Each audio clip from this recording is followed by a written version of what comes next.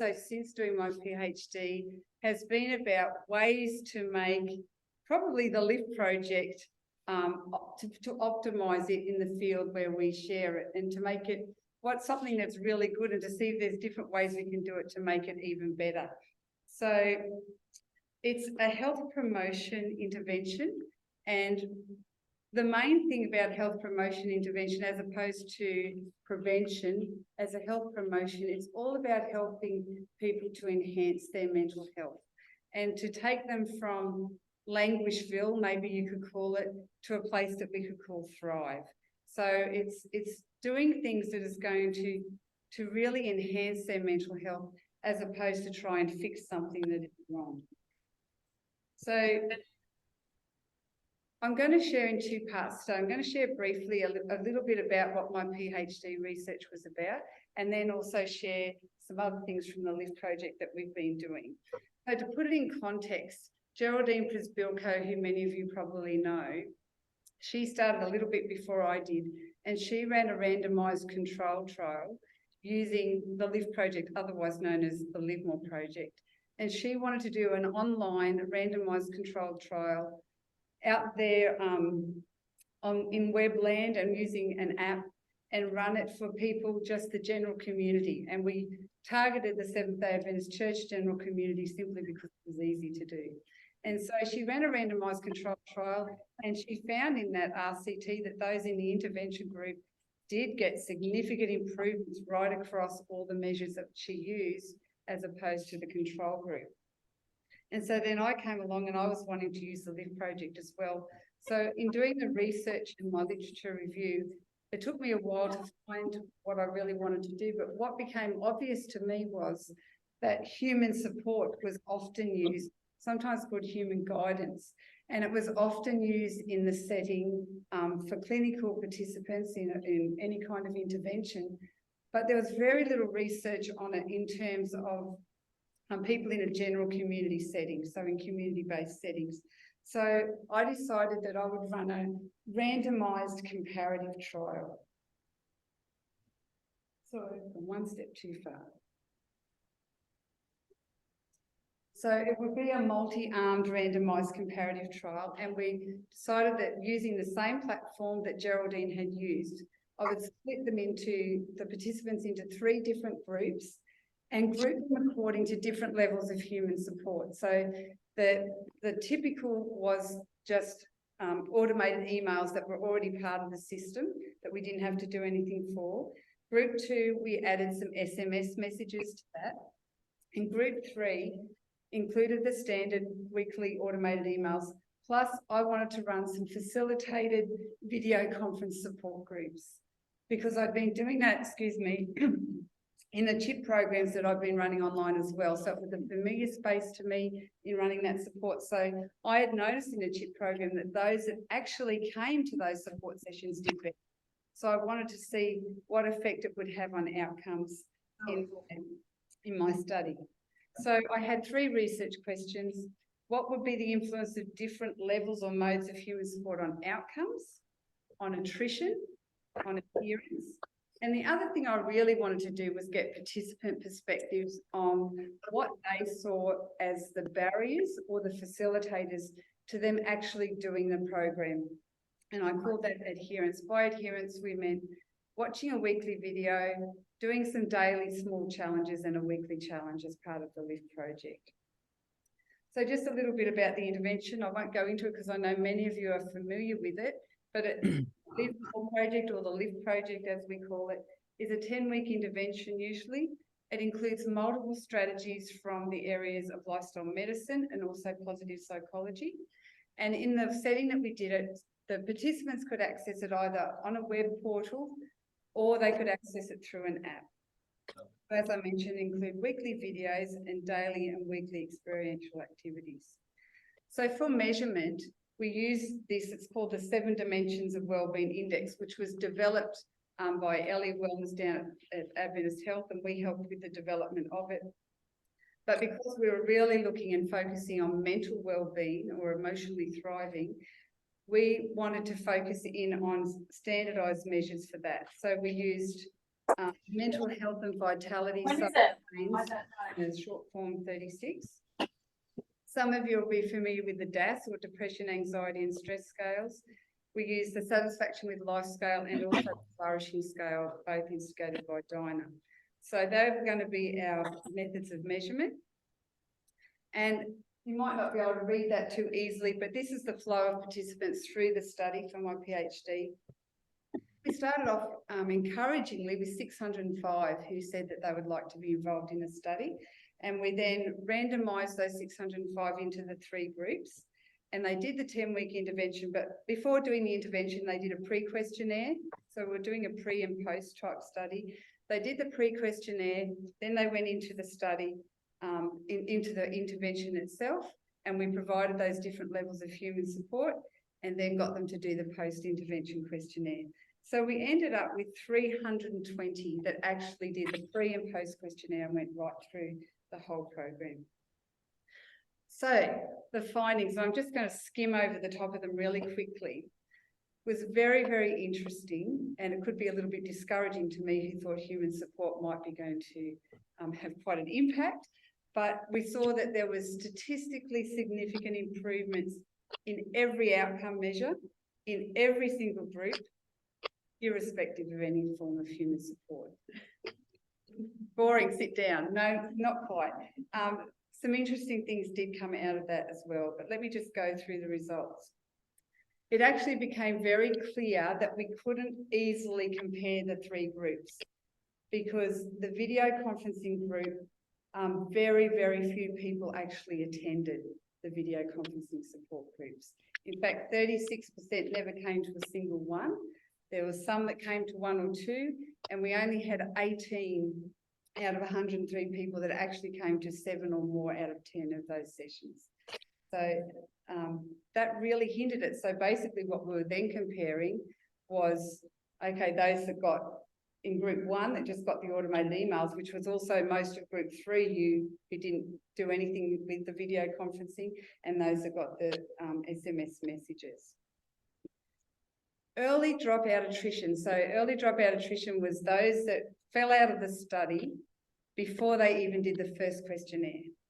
So I have to tell you a little story. I was sitting at my computer very, very excited because I was about to send out my big mail merge, letting people know this is the group that you've been randomised to. And they had gone through the pre-bit where they knew that they were going to get randomised to any one of the 3 groups. So I sent out my email, letting them all know this is the group you've been randomised to. And as I sat at my computer over the next few hours, there was this constant ping, ping, ping, as emails came back to me saying that I wanted to pull out, wanted to pull out, wanted to pull out. And as I watched it a little bit discouraged, what I did notice was the majority of those were pulling out of group 3, the video conferencing support group. So in the end, we actually did a little bit of a look at that, and the dropout attrition was 64 at that pre-level, and it was statistically significant in the fact that it was more than the other 2 groups. So the video conferencing support didn't go down well, let's just put it that way, except for those 18 that did come to 7 or more out of 10. We did some stratified analysis and found that they actually improved over and above the others in 4 different areas. So that was really interesting, but it may just be that they were super motivated, who knows. Interesting in terms of adherence and preferences, human support had no bearing at all on adherence across the groups either. So really didn't make any difference to people watching the videos more often or doing the activities. And then we looked at those who'd actually received what they... Sorry, Chris, is that too loud? ...preferred level of human support or their preferred type. It's okay, if they got their preferred type of human support, would that make a difference for that group in their outcomes or adherence? Again, no, it's the Interestingly, I asked the it's question, live. what would be your preference? Yeah. And even though we didn't offer it, nearly half of the participants it's Mel Renfrew looking through, just talking about her research for her doctorate, and then Renee Bittoun talking about vaping. A bit of a reflection on our human nature just because it's relatively new, we don't know much about the long-term effects of it, and the addiction levels are way higher. So that was a really interesting so it's very interesting. But if I don't have to leave the desk, I can do all these extra things as well. I just wanted to hear from participants, what made it easy for you to engage? And not just engage, but to adhere and do it the way we wanted them to do it, by watching their video and doing their daily challenges. And what were the barriers and the things that made it difficult? So there was a lot more than this, but interestingly, what came up was there are many, many differences, inter-individual differences between people. And there was often twofold themes in several areas where, as you can see there, the main facilitator was engaging videos, which was really good. A lot of people said they loved the videos, it kept them coming back. But interestingly, there was a group that also said they didn't like the videos and they didn't want to watch them. And so you had this twofold thing going on. But by far, the biggest inhibitor, the biggest barrier, it seemed to go through everything, was time. So for people that are in a general community setting, that are working, that have got families, they didn't necessarily have any mental health issues, but they're just so busy that time was a real big perceived factor of them stopping from actually engaging with the program. So for this part, in summary, human support was not impactful at all. In fact, video conferencing support, which I'd read had made big differences for people in clinical settings, it got the big thumbs down, and yes, lack of time was the major barrier. So I just really quickly going to change gears, and I also want to look at Let's Lift Lake Mac. And this is not last year's one, but the one done in 2021, which was actually during a lockdown period. I didn't live down here, I lived up in the north where we could go anywhere, but you guys were locked down. And so the beauty of this, and it's a way of looking at doing the LIFT project maybe better, or a different way of doing it to test it out, was a localised partnership model. We really wanted to see whether partnering with the Lake Macquarie City Council and Avondale together would create a replicable model that could be used elsewhere as well. So the good news was that it did, and we'll talk more about that in a minute. So the objective was to evaluate participant perception. So this time we didn't do any pre-testing at the beginning, so there was no pre-questionnaire. It was all post-evaluation. So we wanted to see participants' perceptions about the acceptability, the effectiveness of the localised community-based program and how it worked for them. So some of the key factors in that one in 2021 was that it was all online. There was no face-to-face anything that was organised. Obviously, there was no choice in that with the lockdown. There was a Facebook support group provided, and someone from the council actually moderated that group and monitored it and engaged with people on there. It was a condensed version. So some of our reading, which were pivoted a little bit, because some of the reading was showing that a 6 to 7 week intervention would be better than a 10-week intervention.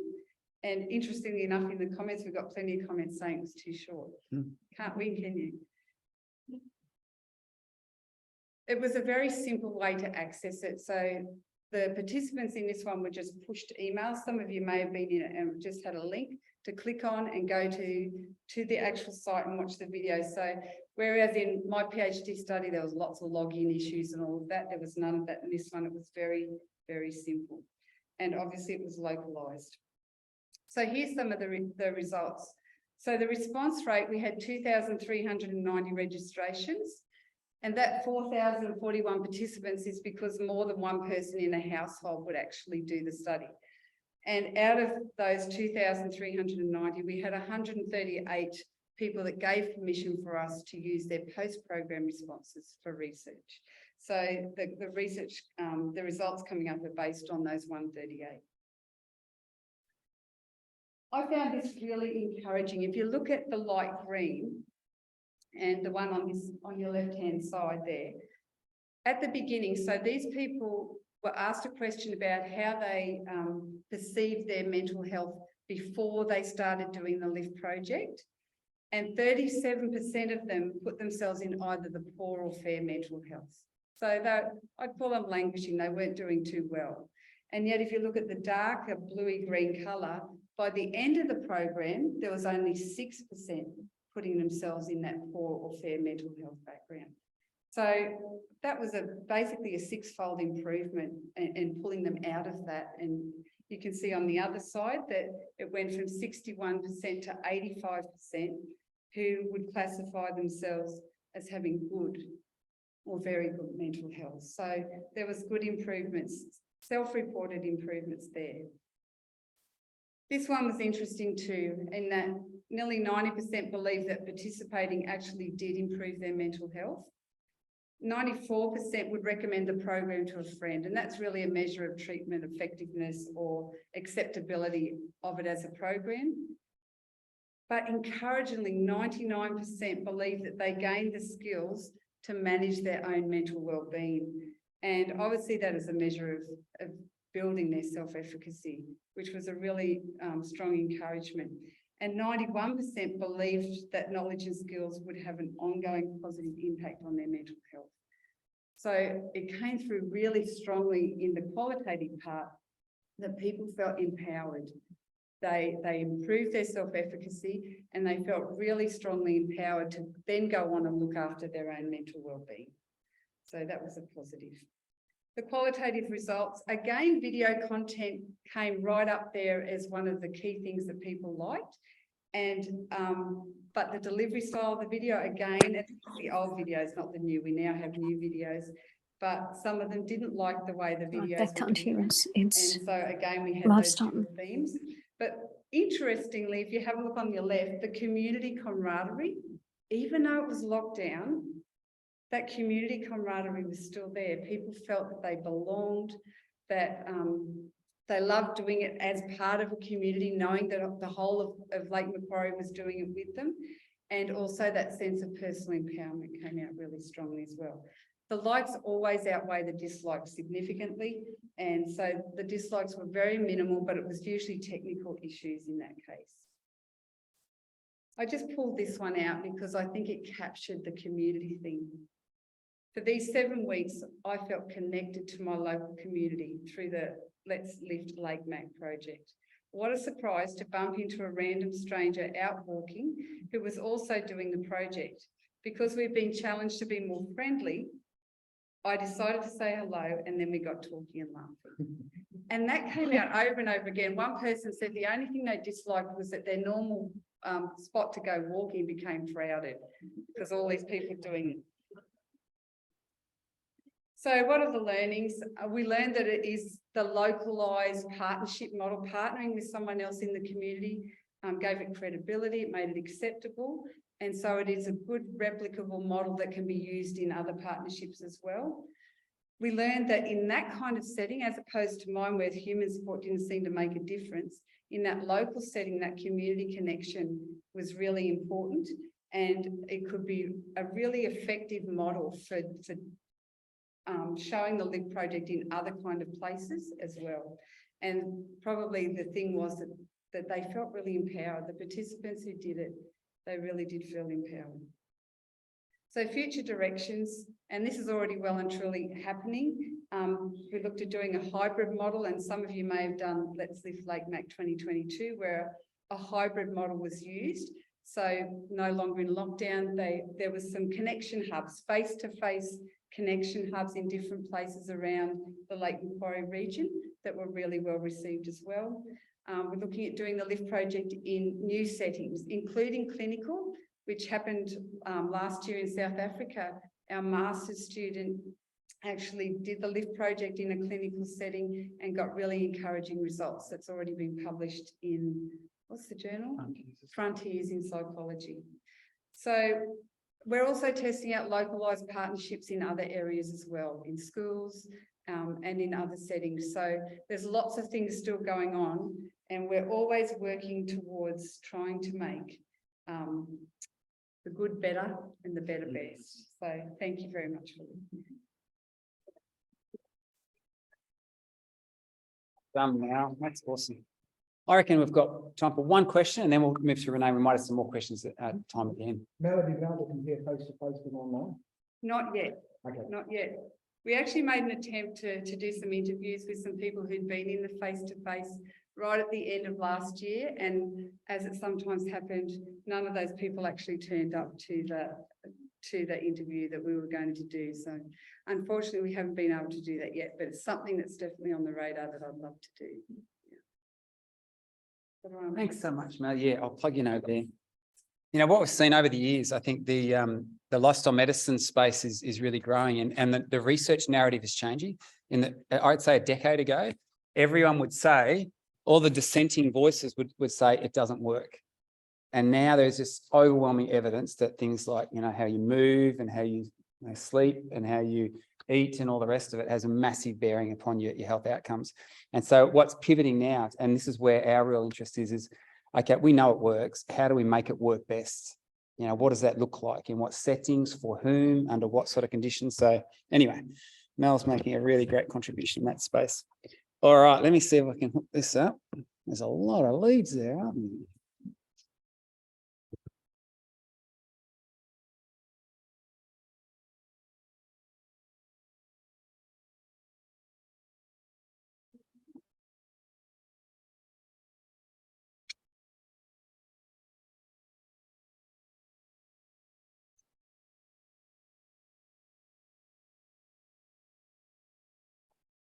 Renee, can you hear me?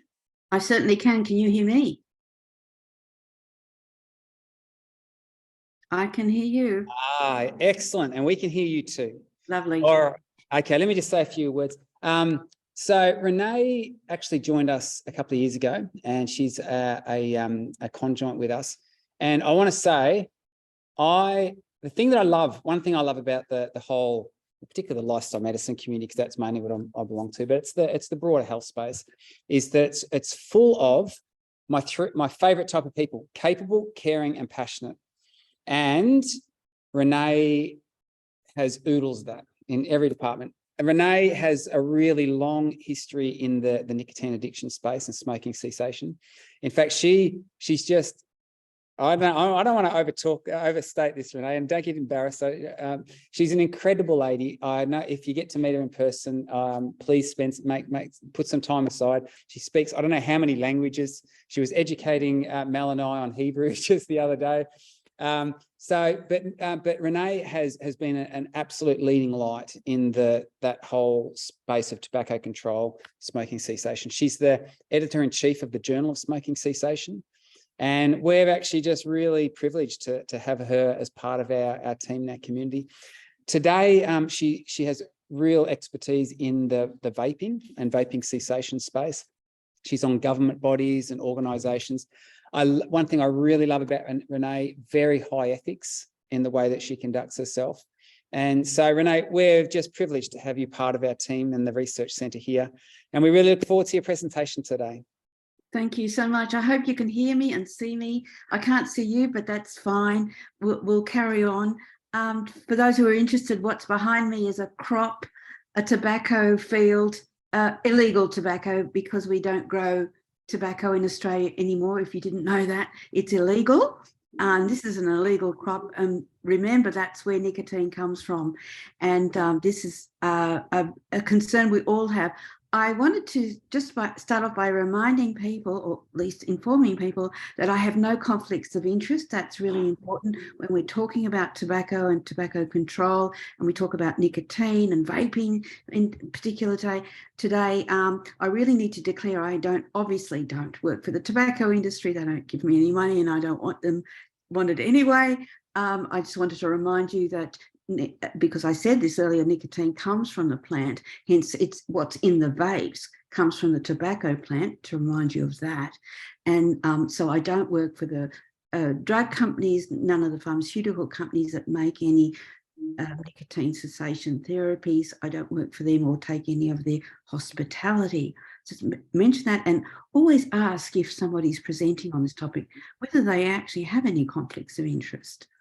I just wanted to start by acknowledging that the Seventh-day Adventists have been really at the forefront of smoking cessation in Australia since the 1970s, if you didn't know that, and many people don't. And in particular, I want to acknowledge and thank my colleague, a long-term friend, Kevin Price. Some of you know Pastor Price, who I have known, and I just want to let you know I'm not a Seventh-day Adventist, but I have known and been a colleague and friend of Kevin's for many, many decades.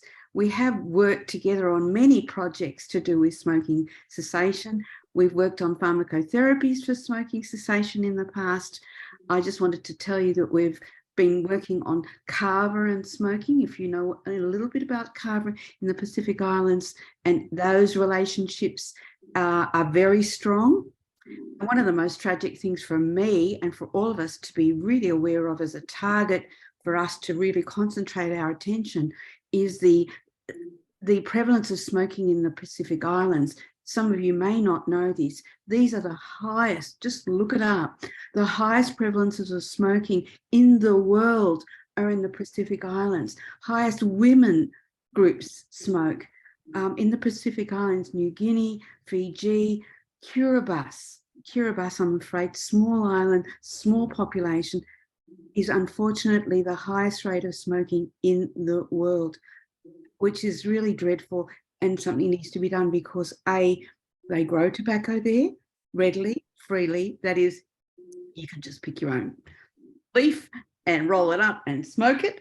And that makes, of course, it very problematic. No health warnings on any of that. So lots of work needs to be done in the Pacific Islands. For those who are from the Pacific Islands, you know exactly what I mean, and those who are interested in working in there.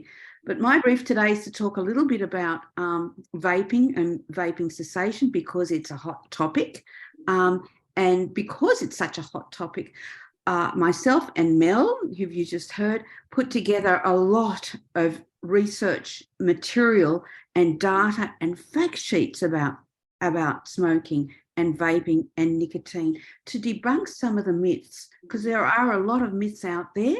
Really not my job again to talk to you today about those myths, but just in case you obviously got my picture here. Nicotine is not benign, it is not safe, it has repercussions. Vaping is not safe.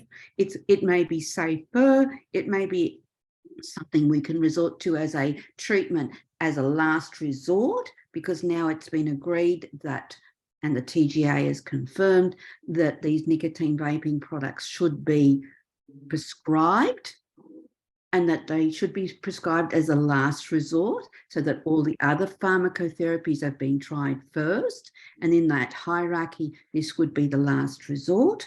And that's fair enough, and we sort of come to an agreement about that, but they should not, of course, not be readily available in the supermarkets, over the counter, in the various shops and unfortunate marketplaces that you might know of at all, not at all in any form, be it with or without nicotine, with or without flavourings, all of it gone. So these are the rules and regulations, but I put together these fact sheets really intentionally to really inform, can I put it really bluntly, our health colleagues who really don't know much about this either.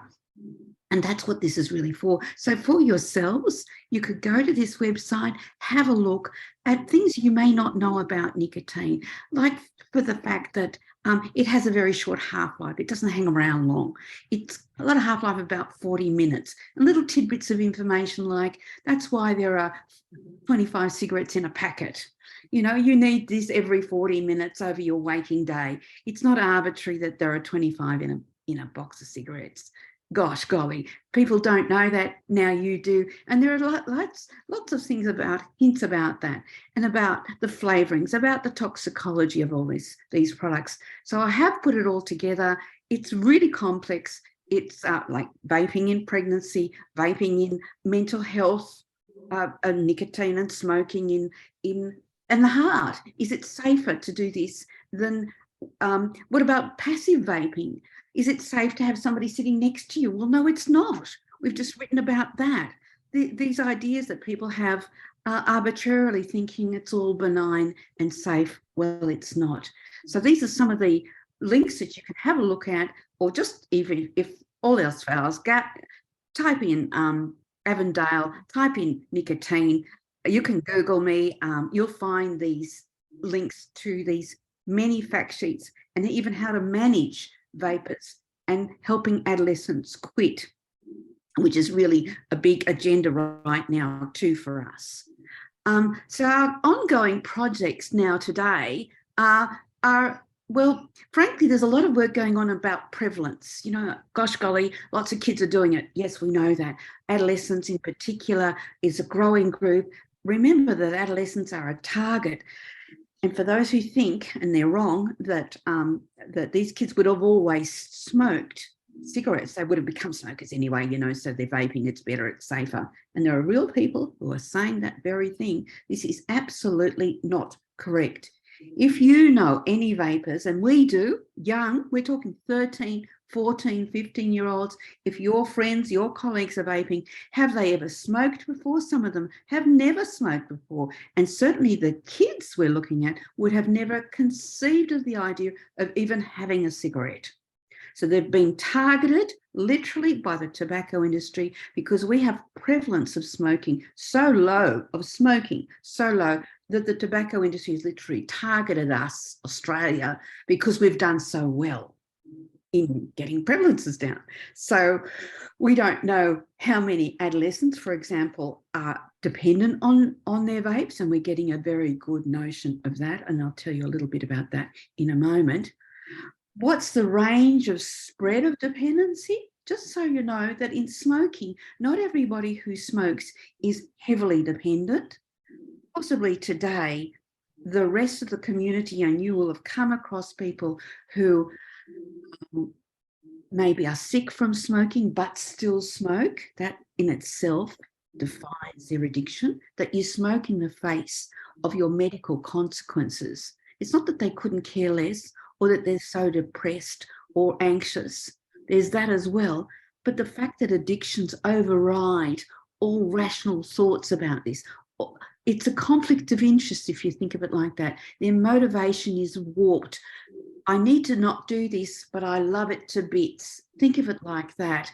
But there are ranges of this. Some people, and you will know them, have been able to stop smoking spontaneously, and there are other people who find it incredibly difficult to do. So there is this big range of it, and keep that in mind in vaping too. There's a range of people who are going to go, I just stopped like that. What's wrong with you? You wuss. What you do is just stop. And there are other people, and in particular kids now, who will find it incredibly hard, become incredibly anxious and depressed, and cannot concentrate on anything else but thinking about vaping now, having real symptoms of distress from it, and cannot concentrate, and are very, how do I put it, driven to go find some vapes somewhere, pick them up off the street, do it surreptitiously. You know, some of these vapes are used by kids by stealth. That's what it's called, stealth vaping, at home alone, vaping under the blankets if they can, if mum and dad don't catch them. But so we don't know, and we're working on this, trying to find out what the range of dependency is. We don't even know the natural history of quitting vaping in adults or in adolescents, and we're working on that too. And would be very pleased if some of you might be interested in helping with this work. What is the natural history of this? It's said that, say, 85% of people could quit smoking during the quit campaigns that we were involved in, and Kevin Price and I were heavily involved in the 1980s. People used to stop smoking just like that. Oh gosh, it's bad for your health, I better stop doing it, and did. Boom, gone. Now that doesn't happen. Is that going to happen with vaping? You tell them it's terrible for you, stop doing it, and they stop? Or is it going to be more significantly difficult? What's the natural history of this? What is going on with adolescents who cannot maybe potentially just stop if they need to, or they want to, or there's none around for them to buy anymore? And I'll come to that in a second too. How do we assess a vapor? Is it the same as a smoker? Well, vaping's not as easily done in the public arena. Sometimes you see plumes of vape. Do they do it surreptitiously? Do they sort of do a little tug on it and then do that all day? Or do they do it just at partying up at night?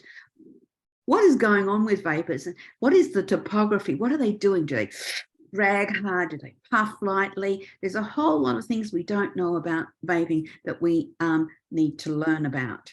So one of the things that I'm very interested in and doing at the moment is quantifying how much you get out of a vape.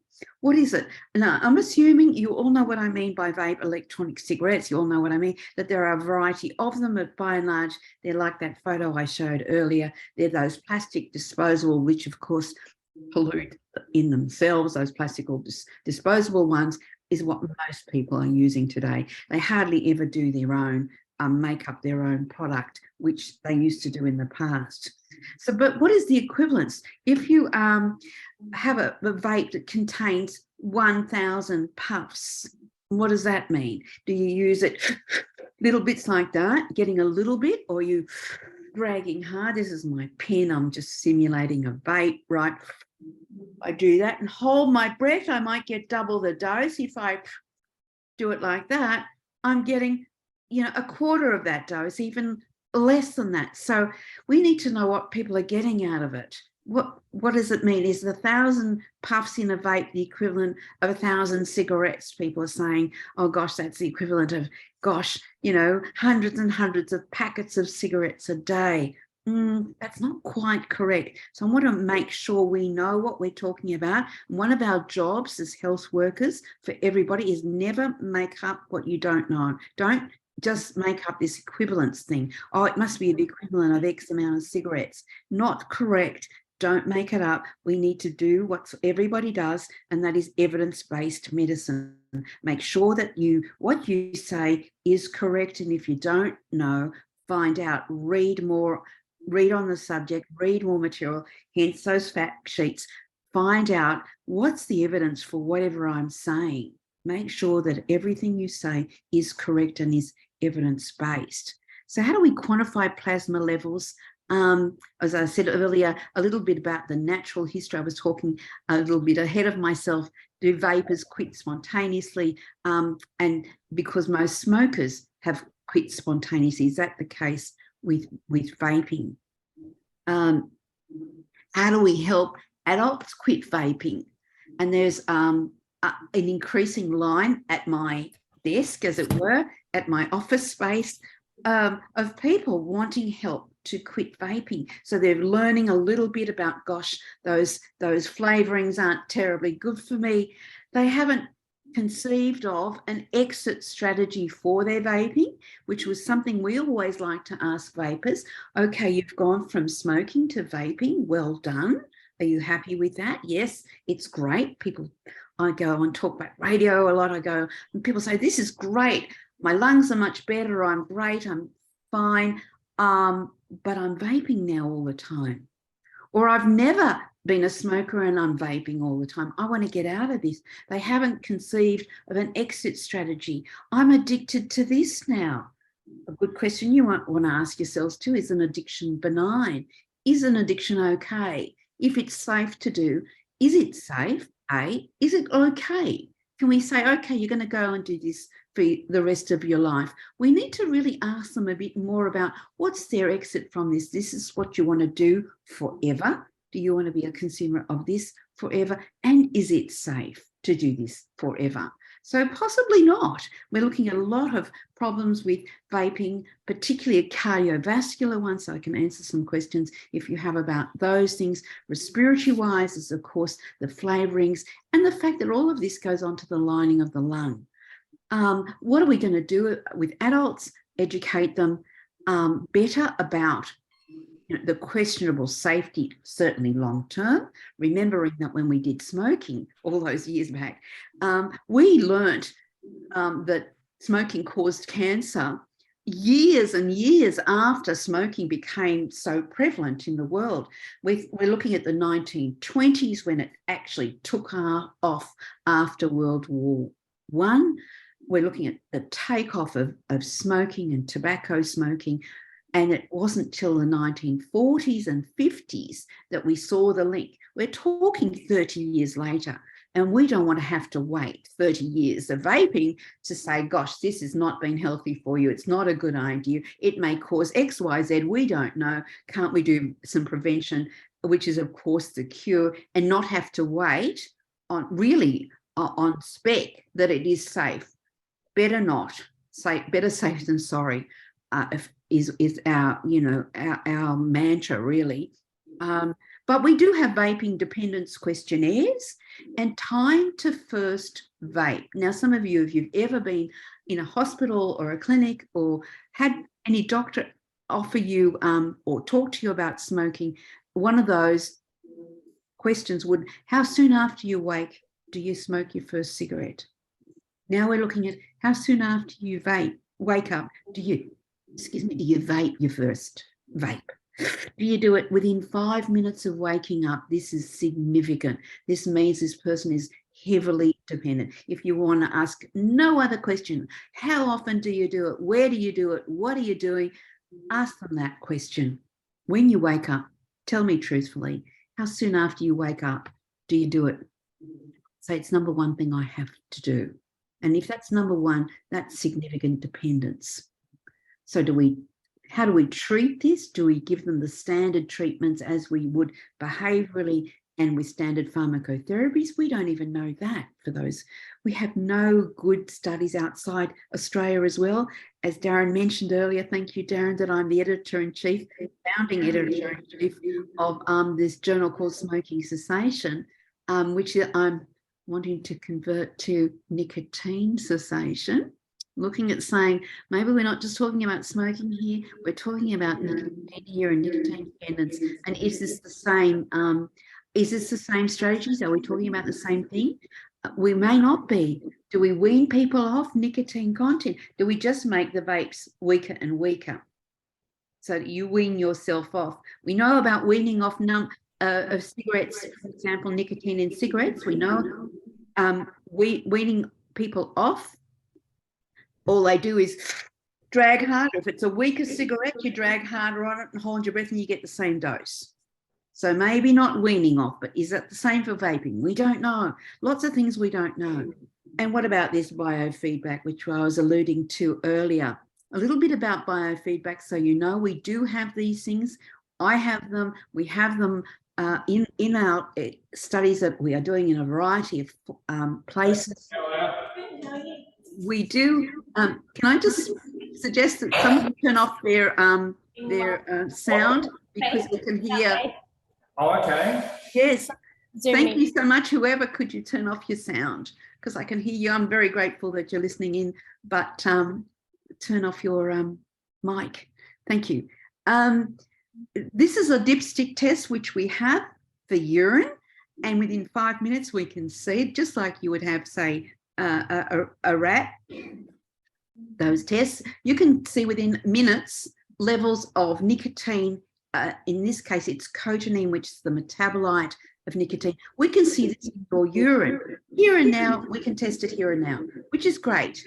But it does mean you have to go away and do a urine sample, and not everybody likes to do that, and particularly kids don't like to do that. So you can see there are concerns a little bit about doing a urinalysis, but it is a cotinine dipstick, which is, as I said, metabolite of nicotine, and we have them. And now we also have something which has been fantastic, and I'm grateful for the company that's actually made this. I said I have no conflicts of interest with this group at all. I said, can we have a saliva test? And we can do this now. You can see this particular, I'm not sure if you can see my arrow, but you can, this is a little spongy thing where you put this into your mouth and you chew on it for a little while, a bit like a lollipop, and then you can put that into this test tube, which then squeezes out the saliva, which sounds revolting, and it is, but it does give us the results of nicotine in levels from low to high. So how much nicotine are you getting from what you're actually doing? And this is actually at my desk. I can do this at my desk with a patient or a client or a young person, and they don't mind this whole idea of chewing on what looks like a lollipop and interested in their own results. There's no question biofeedback like that is really impressive for people. I'd like to see more of this being used, because there are people say, oh, well, you know, there's no nicotine in my vapes. We all know that 95% of vapes have nicotine in them. They say, oh, no, it's lovely, pineapple flavoured, and I get, and I do it first thing in the morning, but it's actually got no nicotine in it. That can't be really true. I go on the premise for yourselves, until proven otherwise, there's nicotine in the vapes. Doesn't matter whether they're unmarked, they're bought in the store, the person who sells it to you, or your colleagues and friends or kids say, no, there's no nicotine in it. Sorry. We've tested them enough to know that most of them have nicotine in it. The question is how much and what's the concentration. There's that, but also what you're doing with it. As I said, this is a way of us testing within minutes how much nicotine. And this is, by the way, just a little hint, cotinine is yesterday's use, not today. So not if you just had one a few minutes ago. This will tell me what you did yesterday. So you don't have to tell your patients that, because they'll say, oh, but I haven't had one this morning, so it'll be really low. No. It's going to be from yesterday. So cotinine has a long half-life, so we're going to see it in your saliva, not from what you've just been doing, but from how you've been metabolizing it in the last 36 hours. So it's a bit of a trick. Don't necessarily have to tell your patients or your clients this. So we've been looking at surveying adolescents in the inner city. I'm speaking to you from Gadigal country. I'm in Redfern, and I do these tests with kids all over the city, not just within Redfern, I might add, but just the inner city group that we did some time ago. So kids who vape, we learnt that half of them do it every day. Half of those kids do it at home alone. Now, home alone is a really good question to ask, because there's no socialisation there. There's no, I'm doing it with my mates, which people do, and kids do, adults do. Of course, lots of people do it only when they're partying or whatever. But home alone might be an aspect of their vaping. This is a significant sign of dependence, that you do it by yourself. Nobody else is there. I'm not socialising with anybody. It's not because I've got a drink of alcohol in my hands or anything, or a cup of coffee. It's me at home alone. I need to do it. And that's significant. So we asked, do you do it ever at home alone? Ask that of kids, which is a really good question to ask. And half of those kids who are doing it every day do it within the first half hour of waking up. So we potentially I'm estimating that half of young people who vape are addicted to it. Sorry, a quarter of young people. That's pretty heavily, that's pretty high. I'm very nervous about adolescents. And I want to remind you that adolescents potentially have a different way of neurologically responding to nicotine. They get a bigger bang for their buck. For those who know a little bit about neurobiology, about what happens with adolescents, when they use a drug of any sort, bang, wow, they get a whooshes of adrenaline, noradrenaline, beta endorphins. And I want to remind you what a beta endorphin is. It's endogenous morphine. They get serotonin whooshes, they get dopamine whooshes, and then it wears off. Just remember, it's a shot and wearing off. Whereas older adults, and I don't want to say I'm in that category of the very older adult, but keep in mind those older adults don't get this bigger bang. They don't get whoosh like kids do. So never underestimate an adolescent who says, I can't stop doing this. I find it really, really addictive. I can't concentrate without it. I have significant symptoms of withdrawal. Don't underestimate an adolescent. And I think, how do we help them? What if they can't get them anymore? And I do know that in some areas of Sydney, and not always in the same areas, but in the north of Sydney, in the North Shore, there's a drought. So kids are having problems getting them. They cost, by the way, a lot now, because the government is clamping down, and there's a little bit more about, a little bit more about information about what's in a vape. What do we do with these kids if they can't get them anymore? Are we going to be able to help them? What are the best treatments for kids? Do we wean them down and off? What's the natural history for adolescents? And I've been investigating that in a study I've been doing and continue to do now, asking young people about what are they feeling? How is it for them? They can't afford it. They're spontaneously quitting because there's none around. And if there is any around to be bought, I'm talking at the school gate here in North Sydney and North Shore and the Northern Beaches. At the school gate, you could buy them for about $10. The Uber would come and deliver them. And now it's hard to get. So there's a bit of a drought and it's gone up to $40, in case you're wondering. Now, there are school kids who just don't have the money for this. They've been bartering. They do things like barter with their lunches. Lunch money goes to this. There are kids who sell it on. This is drug dealing like all the rest, just pointing it out. And of course, when there's a drought, up goes the price. And does it reduce, and does it go underground?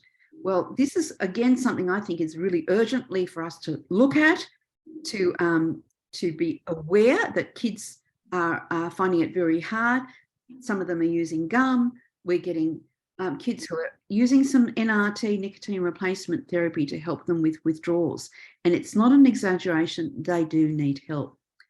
And I'll leave it at that because I'm spot on. I've got 1 minute left, Darren, for questions. This, by the way, is a bubblegum vape that was found by a mum whose young son had a cardiac arrest and she had no idea what a vape was. And she found it at home after he was treated for his cardiac arrest. He survived. There's nothing on this except that it says extra, extra large bubblegum. That's all it says on it. Thank you. Thank you so much, Renee, for your presentation. Yeah, and as I said, she's obviously very, very passionate about this space, and there's a massive need in this area. I mean, I know I've got young teenagers, and it's a real issue, like in our local area, hearing about it all the time. One question. I know we've run out of time, but Carolyn, I'll translate. Just essentially, what is the political will around either banning it, mitigating it? What are some of the challenges? From a government perspective? Yeah.